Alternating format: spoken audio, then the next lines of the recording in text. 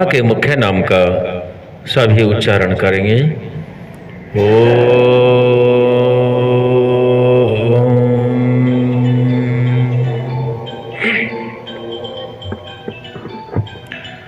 हम सभी ने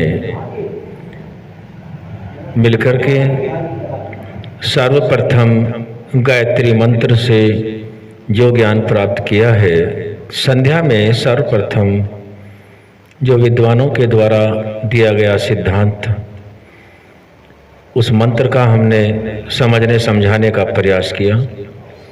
संध्या में दूसरा मंत्र रखा है, ओम शन्नो देवीरविष्टाय आपो भवन्तु पीताये संयोरभिस्रवन्तु नः। ओम का अर्थ हम गायत्री मंत्र में समझ चुके हैं। ओम का अर्थ है सर्वरक्षक, जो सबकी रक्षा करता है। सब में जड़ और चेतन दोनों पदार्थ हैं। जिनके अंदर आत्मा है केवल वे ही नहीं, जिनमें आत्मा नहीं है उनकी भी। और जो प्राणधारी जीव कहीं भी किसी भी स्थान पर है, उसके पालन पोषण की व्यवस्था परमपिता परमात्मा करते हैं। पत्थर में कोई खेती बाड़ी नहीं हो रही अंदर, लेकिन वहाँ जो जीव है उसके लिए भी भोजन पानी उपलब्ध है, पर्याप्त है। यह व्यवस्था परमात्मा की है। जल थल वायु सभी जगह प्राणी रहते हैं और सभी की रक्षा करने वाला वह परमात्मा होता है। ओम सन्नो, अगला जो शब्द है समनो। नो का अर्थ है हमारे लिए। सम माने, कौन बताएगा सम माने क्या है? हाथ उठाएं। हाँ, वैद्य जी बताएंगे, भूपेंद्र आर्य जी। सम माने नजदीक, कल्याणकारी। ओम सन्नो, हमारे लिए कल्याणकारी। देवी अभिष्टाय, देवी का अर्थ है जो दिव्य गुणों से युक्त है। अभिष्टाय, अभिष्ट सिद्धि के लिए। यहाँ तक समझने का प्रयास करते हैं। हम सभी जब संध्या करते हैं तो संध्या में हम करते हैं स्तुति, प्रार्थना और उपासना। इस बच्चे को पीछे बैठो, इसको पीछे बैठो। क्या करते हैं? स्तुति, प्रार्थना और उपासना। प्रार्थना अपने से समर्थ की जाती है। स्तुति उसे कहते हैं जिसके अंदर दोष हैं, दोष को दोष कहें और गुणों को गुण कहें, वह स्तुति है। और जहाँ केवल दोष ही दोष कहे जाएं, वो भी स्तुति नहीं है। क्योंकि प्राणी मात्र के लिए अगर यह बात रखी जा रही है, कोई भी प्राणी भूमंडल पर ऐसा नहीं है जिसके अंदर केवल दोष ही दोष हो, और कोई भी प्राणी ऐसा नहीं है जिसके अंदर गुण ही गुण हो। न हुआ है न हुआ मनुष्य कोई, न आगे हो सकता, जिसके अंदर सारे गुण ही गुण हो या सारे दोष ही दोष हो। अब हम आर्य समाज में विद्वानों से क्या सीखते हैं?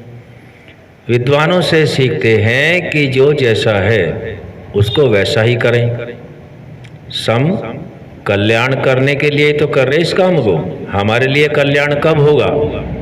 कल्याण हमारे लिए तब होता है जब हम दोषों को भी और गुणों को भी ठीक ठीक जाने, और दोष गुण का अनुमान जो सभी के अंदर प्रमाण है वहाँ से उसका निष्कर्ष निकालें, जो सभी के अंदर संस्कार होते हैं।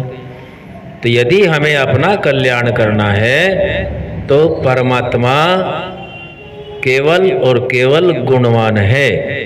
तो हम अपने अंदर अपने मन को यदि पवित्र रखते हैं तो हमें केवल गुण ही गुण दिखाई देते हैं, अवगुण नहीं दिखाई देते।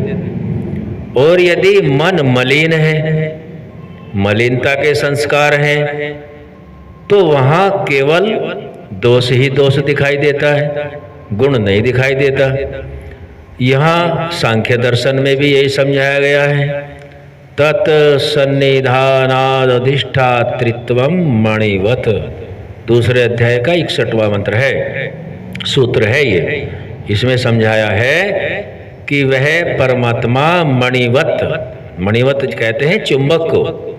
जैसे चुंबक लोहे को खींचती है, अपनी ओर आकर्षित करती है, लेकिन सिल्वर को, तांबे को, पीतल को, चांदी, सोना और हीरा आदि को चुंबक नहीं पकड़ती। चुंबक में कैसा गुण है?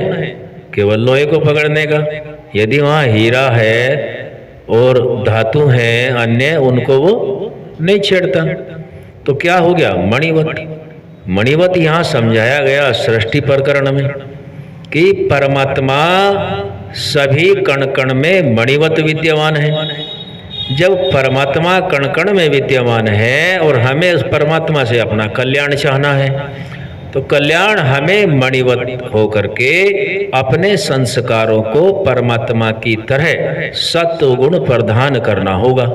और पूरे योग दर्शन के अंदर मन का ही विषय है। पूरे 8 अंगों में अध्याय बटे हुए हैं। 8 शब्द तो 8 ही है, यम, नियम, आसन, प्राणायाम, प्रत्याहार, धारणा। तो इन शब्दों से कार्य नहीं चलता, क्योंकि शब्दों के कहने वाले, सुनाने वाले बहुत लोग मिलेंगे। शब्द का सुनाना, कहना ऐसा है, उदाहरण से समझेंगे। जैसा हमने एक कागज पे लिखा, लो 10 लाख रुपए, कागज पे लिख दिया, लो 10 लाख रुपए, और वो पर्चा उसको दे दिया, उससे वो लाभ लेगा? ऐसा ही ज्ञान है। ज्ञान बांटने वाले बहुत हैं, इस तरह का बहुत लोग मिलते हैं, लेकिन वो ज्ञान मन से यदि अंदर है तो किसी के प्रति भी वो व्यक्ति, योगी पुरुष, विद्वान द्वेष नहीं रखता।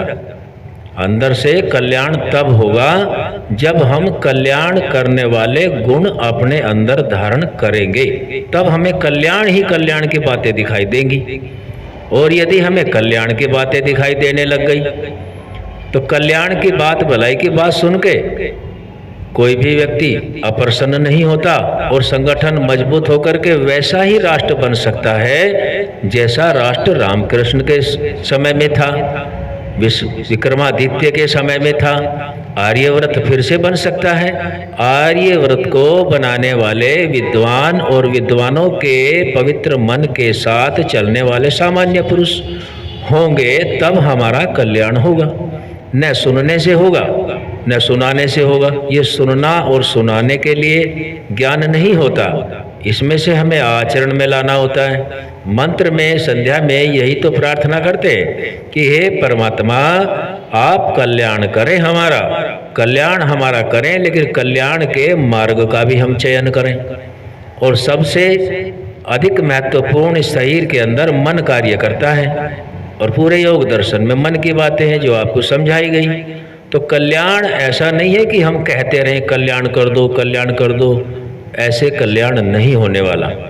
हम सबको साथ में लेकर के चलें। जैसे परमात्मा सर्वव्यापक है, सब पर दया करता है, सब पर कृपा करता है, वेद के अनुयायी विद्वान लोग भी ऐसा ही करते हैं, उनके मार्ग पर हमें चलना होता है। तो आज हमने सम नो कल्याणकारी मार्ग संध्या में, ताकि हम संध्या करके इन भावों को अपने अंदर रखें और अपनी उन्नति करें, औरों की भी उन्नति हो। केवल ये आपके मध्य में तो शब्द रखे गए हैं, आगे इस मंत्र को फिर रखेंगे। आज यहीं तक। ओम सब।